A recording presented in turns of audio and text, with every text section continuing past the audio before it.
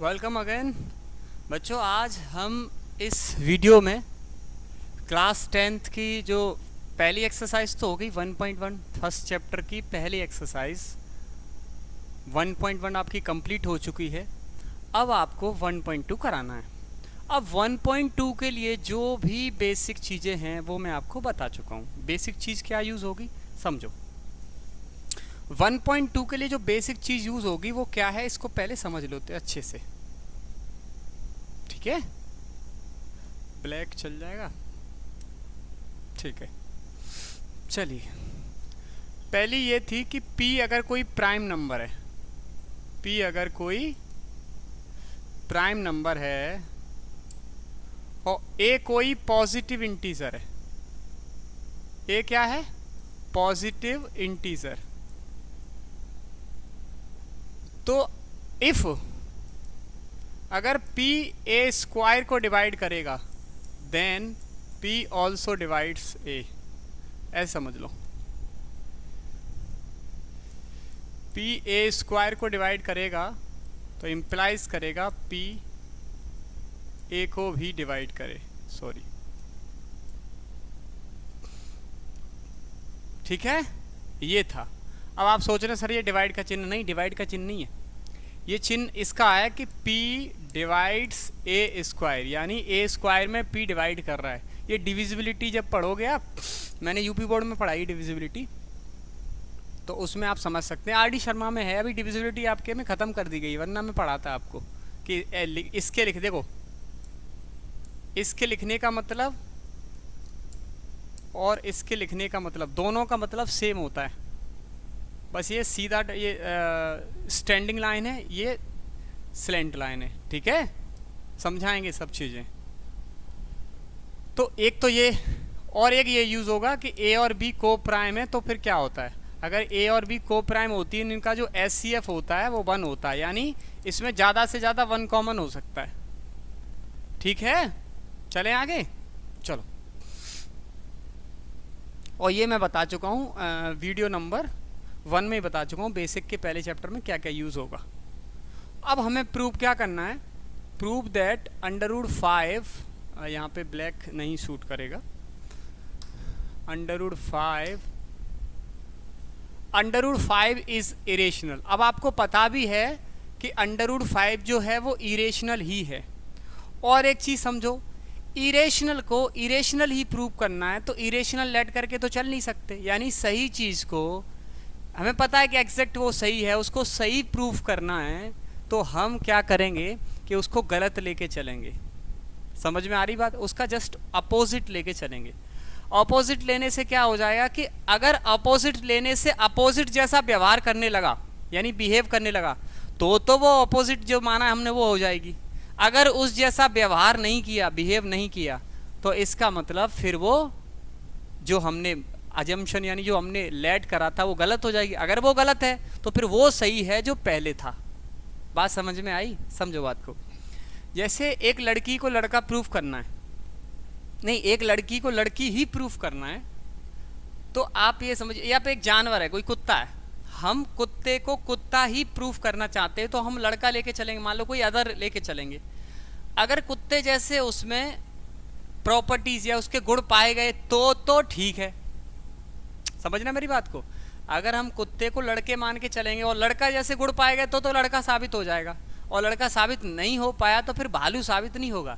जो हमने अजम्पशन उल्टी मान के चले थे वो सही हो जाएगी। बात समझ में आ रही है? अभी समझ में नहीं आ रही हो तो अब समझ लो अच्छे से कैसे। इसके लिए जगह कहाँ बनाएं चलो, √5 को हमें इरेशनल प्रूव करना है, ठीक है। हम नोट पे पहुंचते हैं तो ज़्यादा अच्छा रहेगा, आ जाओ। ओके,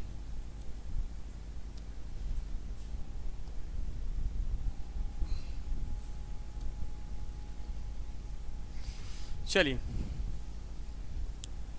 तो हमें प्रूफ क्या करना है, इसको वाइट, इसको, चलिए हमें प्रूफ करना है √5 is N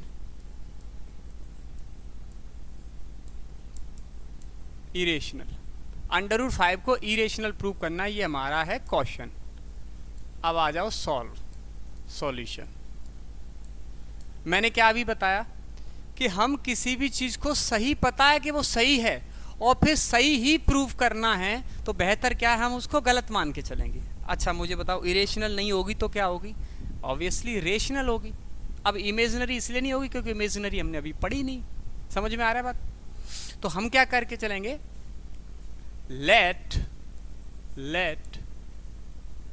let us assume under root 5 is a rational number. Under root 5 कैसा नंबर है? Rational number. सच दैट, कैसा रेशनल नंबर है ये भी देख लो। सच दैट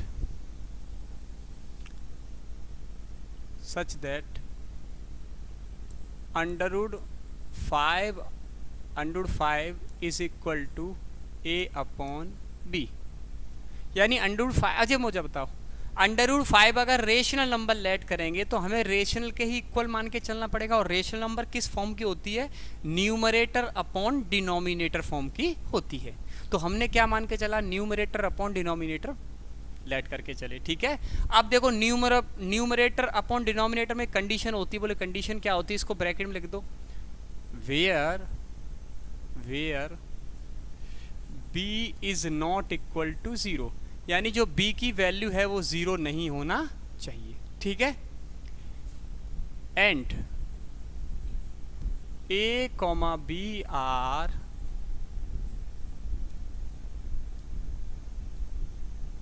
को प्राइम इंटीजर्स।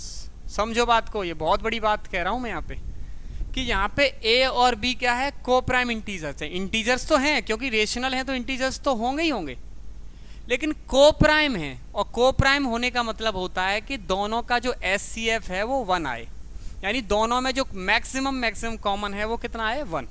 यानी 1 के अलावा कोई भी कॉमन ना आए। समझ में आ रही बात? हम इसको लेट करके चल रहे हैं। रटने वाला कुछ भी नहीं है इसमें भी, क्योंकि बच्चों को रटा दिया जाता है कि इसकी लैंग्वेज याद रख लो। हिंदी में भी, अगर इंग्लिश मीडियम का बच्चा है तो इंग्लिश में रट लो, और हिंदी मीडियम का बच्चा है तो हिंदी में रीज़न नहीं पता होता आखिर कर क्यों रहे, क्यों कर रहे, कहाँ कर रहे हैं, कब कर रहे हैं, किस लिए कर रहे हैं। समझ में आ रही बात? इसे आज समझ जाओगे कि आखिर करते क्यों ऐसा। हमने क्या करा कि अंडर रूट 5 जो है वो इरेशनल नंबर प्रूव करना है। अब पता है कि हमें अंडर रूट 5 इरेशनल ही है क्योंकि नॉन रिपीटिंग नॉन टर्मिनेटिंग आएगी इसकी वैल्यू निकालोगे तो, बट हमको इरेशनल को इरेशनल ही प्रूव करना है, तो कुछ उल्टा मान के चलो। तो हमने क्या हमने अजूम करके चला कि जो अंडर रूट 5 है वो रेशनल नंबर है। अब मुझे बताओ, अगर वो रेशनल नंबर है तो 100% वो डिनोमिनेटर और न्यूमरेटर के फॉर्म की होगी, यानी ऊपर न्यूमरेटर होगा और नीचे डिनोमिनेटर होगा। अच्छा, उसके फॉर्म की होगी, डिनोमिनेटर में 0 नहीं होना चाहिए क्योंकि मना कर दिया है सीधा सीधा। क्यों? रेशनल में ऐसी डेफिनेशन है, मैंने आपको बताई है। और जो न्यूमरेटर और डिनोमिनेटर की वैल्यू कहाँ से आनी चाहिए? इंटीजर से आना चाहिए। बट हम क्या लेट करके चले हैं? इंटीजर से तो आए, बट को प्राइम होना चाहिए। को प्राइम का मतलब ये है कि आपस में कटना नहीं चाहिए। जैसे फॉर एग्जाम्पल, जैसे वैल्यू आई 5/3, अब ये पता है आपको कटेगा नहीं, ऐसी वैल्यू नहीं आना चाहिए कि 5/10 कि 5 बन जा 5, 5 2 जा 10, नहीं, ये 5/10 अलाउड नहीं है। अगर ऐसा हो गया तो हमने मान के जो चला था, अज्यूम करके चला था, वो गलत है। ठीक है, चलो आगे। अब हम क्या कर सकते हैं? सोचो, क्या हम एक काम कर सकते हैं? स्क्वायर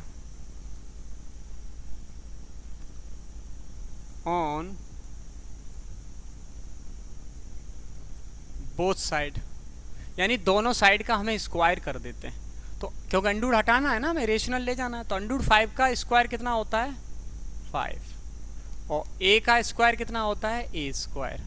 और b का स्क्वायर कितना होता है? b square. रूल भी बता दूं कौन सा लगा है? देखो, रूल ये लगा है कि a/b की पावर अगर n, यानी स्क्वायर तो ऐसे ही चढ़ाओगे ना, तो फॉर एग्जांपल अगर n होती तो ये n a पे भी पावर चढ़ जाएगा और b पे भी पावर चढ़ जाएगा। ये रूल है। तो तो अगर यहाँ पे 2 है तो यहाँ पे भी 2 हो जाएगा और यहाँ पे भी 2। तो वही रूल मैंने यहाँ पर लगाया है। रूल लिखना है, चलो लिख लो। फ्रॉम किससे आया ये, a अपॉन बी की power n is equal to a की पावर n अपॉन b की पावर n, ये रूल लगा है। ठीक है, आगे चलो। अब हम इसमें क्रॉस मल्टीप्लाई कर सकते हैं। a स्क्वायर का 1 में करेंगे तो a स्क्वायर, 5 का b स्क्वायर में करोगे तो 5b स्क्वायर। अब एक चीज़ बताएं बच्चा आपको, इसमें से एक चीज़ हटा दी गई है।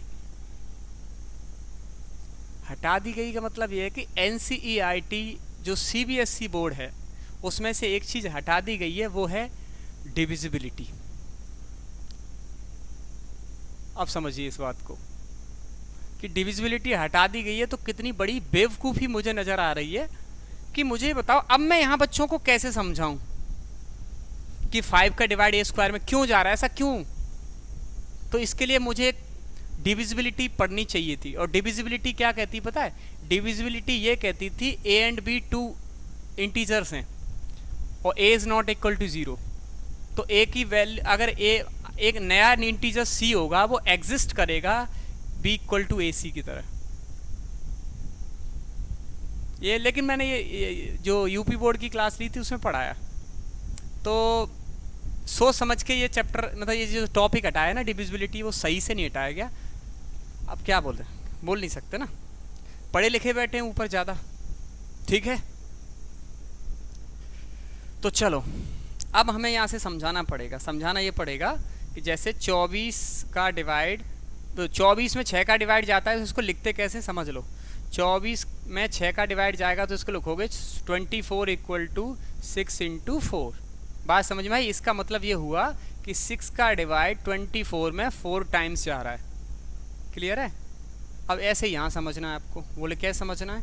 अब यहाँ पे मुझे बताओ क्या है, रिमाइंडर 0 है। रिमाइंडर 0 तो इसका मतलब पूरा डिवाइड जा रहा है। किसका जा रहा है, 5 का डिवाइड a स्क्वायर में जा रहा है, क्योंकि रिमाइंडर 0 है तो सही बात है। चलो तो यहाँ पे लिखोगे, हम किताब की लैंग्वेज बिल्कुल नहीं लिखेंगे। इक्वेशन नंबर इसको मान लो फर्स्ट। अब लिखो यहाँ पे दिस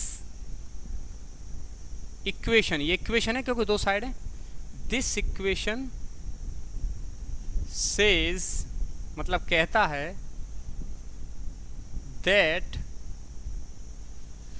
5 डिवाइड्स a स्क्वायर, यानी 5 का डिवाइड किस में जा रहा है, a स्क्वायर में जा रहा है। सो इसलिए 5 ऑल्सो डिवाइड्स a, यानी 5 का डिवाइड a स्क्वायर में जा रहा है तो 5 का डिवाइड a में भी जाएगा। अब बोलो सर कैसे। तो मैंने बताया था कि अगर कोई प्राइम नंबर का डिवाइड किसी नंबर के स्क्वायर में जाता है, पार्ट 1 देखो, तो उस प्राइम नंबर का डिवाइड उसके बिना स्क्वायर में भी जाएगा, यानी स्क्वायर रूट में भी जाएगा। ये मैंने बहुत अच्छे से बताया था कि a पॉजिटिव इंटीजर है वहाँ पे, कि p divides a square then p also divides a if p is a prime number and a is a positive integer. ठीक है, चलें आगे। चलो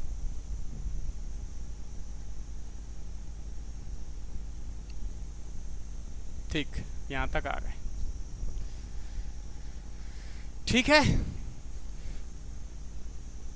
तो यहां से पता चल गया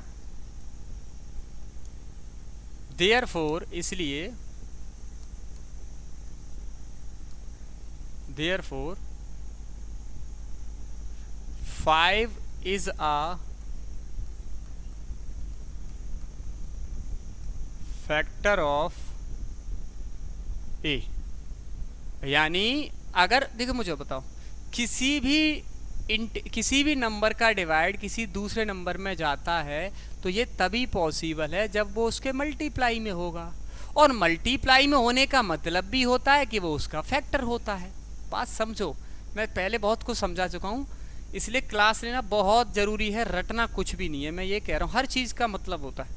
बोले कैसे, ये बताओ कि जैसे 24 में 8 का डिवाइड जा रहा है, तो पहली बात तो ये है कि 8 का डिवाइड 24 में तभी पॉसिबल है जब 24 के मल्टीप्लाई में 8 आएगा। कैसे?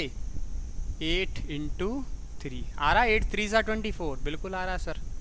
8 से तभी तो जाता है 3 बार, वरना कैसे 5 का दे दो 24 में। क्यों? क्योंकि 5 जो है वो 24 के मल्टीप्लाई में आता ही नहीं, यानी 24 के फैक्टर में आता ही नहीं। समझ में आ रही बात? तो किसी के फैक्टर में आने का मतलब है कि देखो, किसी के मल्टीप्लाई में आने का मतलब है कि वो उसमें डिवाइड दे रहा है, और जो किसी में डिवाइड देता है तो वो उसका फैक्टर बन जाता है। जैसे 24 में 8 का डिवाइड गया है, तो इसका मतलब है कि 8 इज अ फैक्टर ऑफ 24। 8 जो है वो 24 का फैक्टर है, तभी तो जा रहा है, वरना जाएगा ही नहीं। समझ में आ रही बात? तो मेरी बात को समझो। 5 ऑल्सो डिवाइड से 5 ए को डिवाइड कर रहा है। 5 का डिवाइड ए में तभी जाएगा जब ए के मल्टीप्लाई में 5 होगा, और ए के अगर मल्टीप्लाई में 5 होगा तो वो 5 ए का फैक्टर होगा। तो वही तो मैंने लिखा है, therefore 5 is a factor of a. ठीक है? Okay, now let a is equal to 5c। अब बच्चों को नहीं पता कि ये c कहां से आ गया, 5 कहां से आ गया। रटवा दिया जाता है, रटवा दिया जाता है कि 5 ही क्यों लिए। क्यों लिए ये मैंने भी बताया है कि a में 5 का डिवाइड जा रहा है, तो हम a को ऐसा ले सकते हैं जो 5 का मल्टीपल हो, यानी 5c। c की वैल्यू तुम कुछ भी रख लो, a में डिवाइड जाएगा। समझ में आ रही बात भाई? क्योंकि 5 फैक्टर है भाई। ये बताओ, जैसे 15 जो है, 15 के अगर फैक्टर हैं तो 1 है, 3 है, 5 है, 15 है, फैक्टर है कि नहीं? तो मैं ये कह रहा हूं कि हम इसको कैसे भी लिख सकते हैं। 1 इंटू 3 भी फैक्टर होगा, 3 इंटू 5 भी फैक्टर होगा, 5 इंटू 1 भी फैक्टर होगा। मेरी बात को समझ में आ रही बात मैं क्या कह रहा हूं? नहीं समझ में आ रही? फिर से समझो कि a की वैल्यू 5c ही इसीलिए लिए है क्योंकि 5 a को डिवाइड कर रहा है। तो 5 a को डिवाइड कर रहा है, यानी a जो होगा वो 5 का मल्टीपल होगा। फिर से समझो, क्योंकि दिक्कत बस ये है कि रटवाना पड़ता है ना। बच्चों रटवा देते हैं, टीचर्स भी रटवा देते हैं। देखो समझो बात को, मैं ये कह रहा हूँ कि जैसे 5 का डिवाइड 20 में जा रहा है, तो मैं ये कह रहा हूं कि 20 5 के जो 5 का मल्टीपल होगा वो 20 होगा। मल्टीपल मतलब 5 1 5 5 2 10, 5 का टेबल में आएगा। तो वही तो मैं यहां लिखा हूं कि अगर a में 5 का डिवाइड जा रहा है तो a जो होगा वो 5 का मल्टीपल होगा। तभी तो मैंने 5c लिखा है, 5 इंटू सी, 5 मल्टीपल c, यानी 5 का मल्टीप्लाई c में है क्योंकि वो मल्टीपल है। हम तो ऐसे भी लिख सकते हैं 5d 5e। क्यों? क्योंकि 5 का मल्टीपल है कौन? a, क्योंकि 5 में वो a में 5 का डिवाइड जा रहा है। मुझे एक क्वेश्चन पे कितना बहस करना पड़ रहा है, इस बात को आप अभी नहीं समझ रहे हैं, बाद में समझेंगे जब आप धोखा कभी खाएंगे इस चीज में कि हमने इक्वल टू 5c क्यों लिया। रटवा दिया गया होगा आज तक। तो लेट इक्वल टू 5c, और फिर यहां आप कर देंगे put in equation first. Equation first रख दो, तो a की वैल्यू क्या रखोगे? 5c। सो 5c का स्क्वायर कहां पे? यहां पे रखेंगे, स्क्वायर लगा दिया। 5b का स्क्वायर, 5b का स्क्वायर। ठीक है, आगे चलें और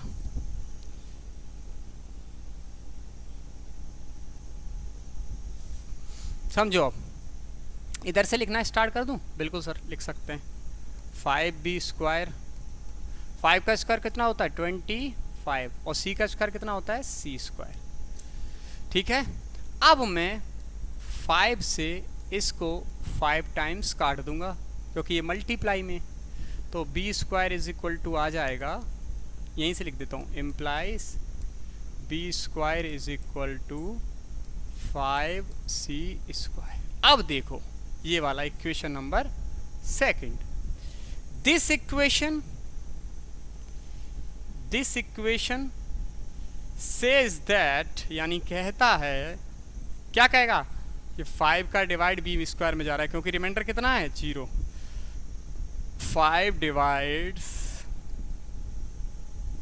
बी स्क्वायर, सो इसलिए 5 ऑल्सो डिवाइड्स बी। समझ में आ रही बात कि 5 का डिवाइड अगर बी स्क्वायर में जा रहा है तो 5 का डिवाइड बी में भी जाएगा, क्योंकि आपको थ्योरम बता दी गई है, p be a prime number, a is a positive integer, p divides a square, then also p also divides a, है ना। समझ में आया? तो अब मुझे बताओ, थोड़ा और इसको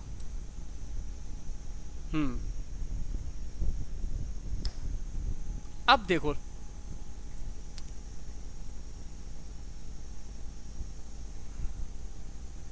clearly we can say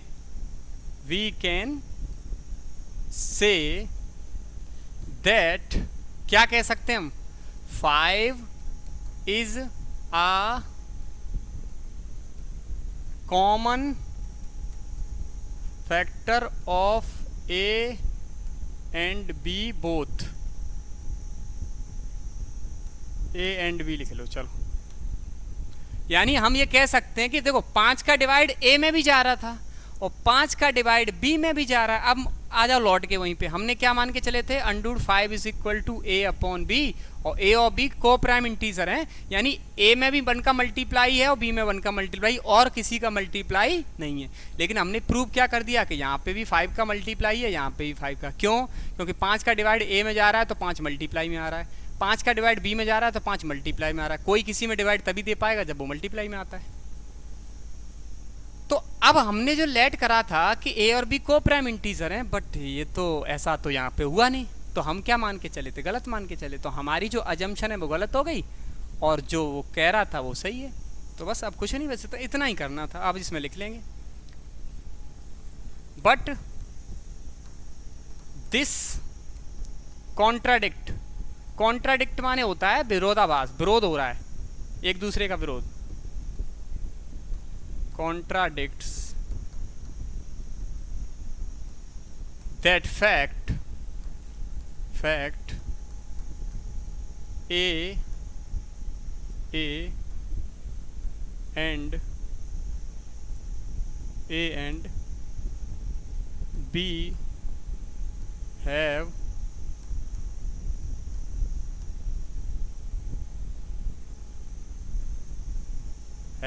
have नहीं लिखो, A and B are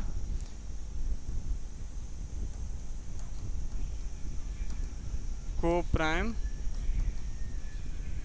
integers. ठीक है, हेलो, हाँ जी, हाँ बताओ, हो जाएगा, कवर हो जाएगा, ठीक है। हाँ दवाई चल रही है,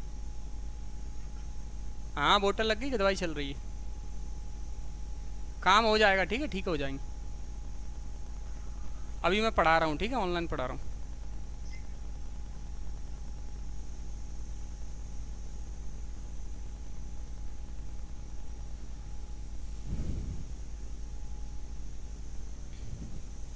चलो, तो but this contradict that fact, मतलब इस तथ्य का विरोधाभास होता है कि ए एंड बी आर को प्राइम। तो ये हुआ कब? तो लिखोगे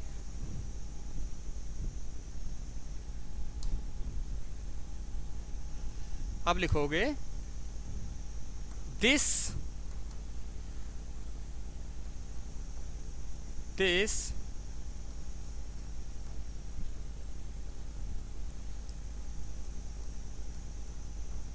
contradict has arisen, यानी ये जो विरोधाभास हो रहा है ये निकला है बिकॉज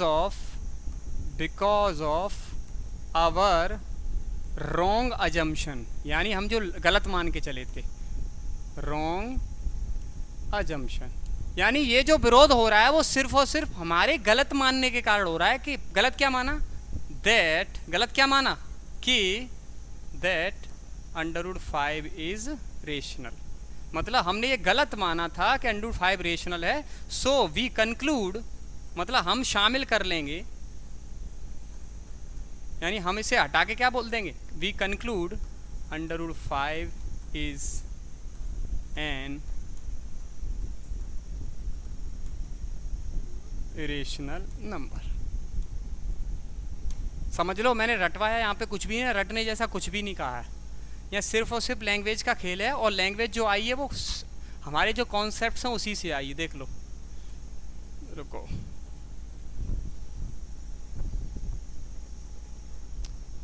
देख लो,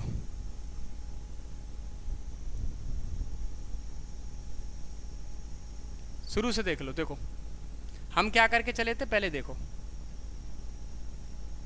सबसे पहले √5 को इरेशनल प्रूव करना था। तो इरेशनल जब प्रूव करना था तो हम √5 को इरेशनल ना लेट करके हम रेशनल लेट करे थे, क्योंकि हमने सही चीज़ को सही प्रूव करना है तो हम उसे गलत मान के चलेंगे। तो हमने क्या किया कि √5 को रेशनल। अब रेशनल नंबर अगर आपने लेट करा है तो रेशनल नंबर के अकॉर्डिंग ही तो चलना पड़ेगा।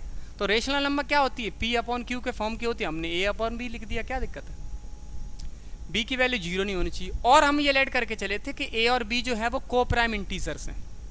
को प्राइम मीन्स मतलब एक के अलावा और किसी से नहीं कटेंगे, 1 के अलावा, या ये समझ लो आपस में वो कटेंगे ही नहीं, ठीक है, 1 से कटना कोई कटना नहीं होता।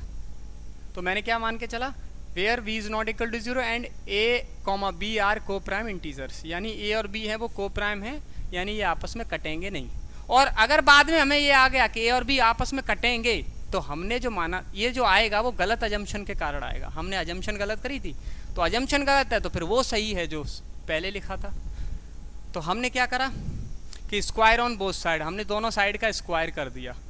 √5 का स्क्वायर 5 हो गया, A का स्क्वायर A स्क्वायर होगा, B का B स्क्वायर। रूल मैंने बता दिया किस रूल के तहत आए, ठीक है।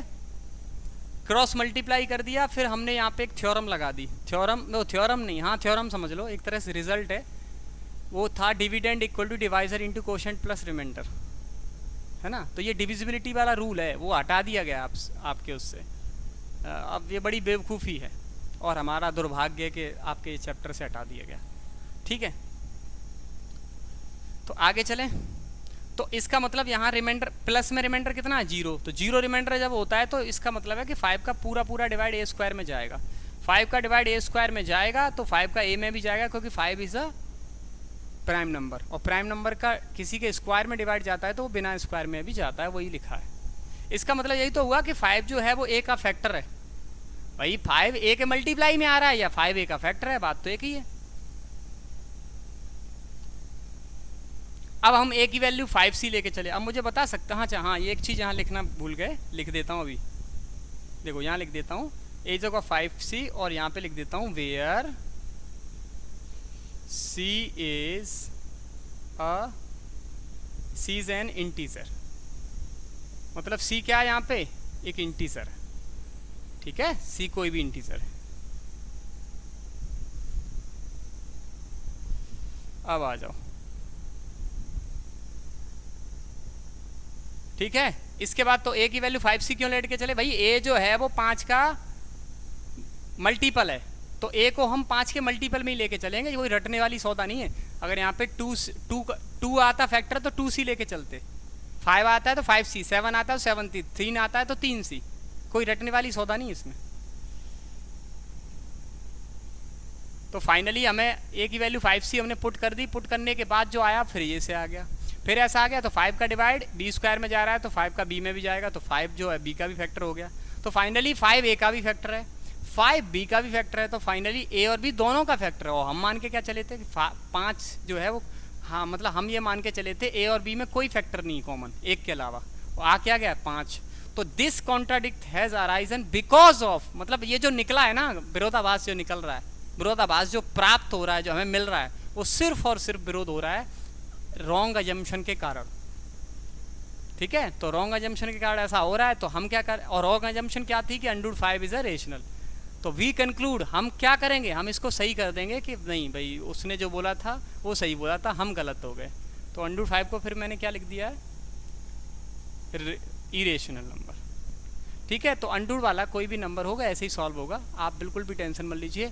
भले ही मैंने 30 मिनट में एक क्वेश्चन करा पाया, लेकिन करा ऐसा दिया है ज़िंदगी में आप कभी भूलेंगे नहीं। इसका कोई कॉन्सेप्ट रटना नहीं पड़ेगा, कुछ रटने वाला नहीं है। बहुत बच्चे रटते ही हैं 99%। मैं हिंदी मीडियम के बता रहा हूँ, इंग्लिश मीडियम के तो मैंने बहुत कम बच्चे देखे हैं, हिंदी मीडियम के बता रहा हूँ, रटते हैं सरासर।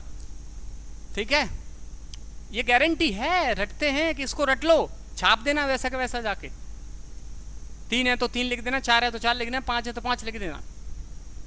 ठीक है, बाकी के 2-3 क्वेश्चन जो रह गए हैं एक्सरसाइज के, वो मैं एक ही क्लास में अब करा दूंगा। अब मैं ज़्यादा इस पर टाइम खर्च नहीं करूंगा। ठीक है, तो फाइनली एक क्वेश्चन मैंने बहुत अच्छे से आपको करा दिया है, आप इसको बार बार देख सकते हैं। ठीक है,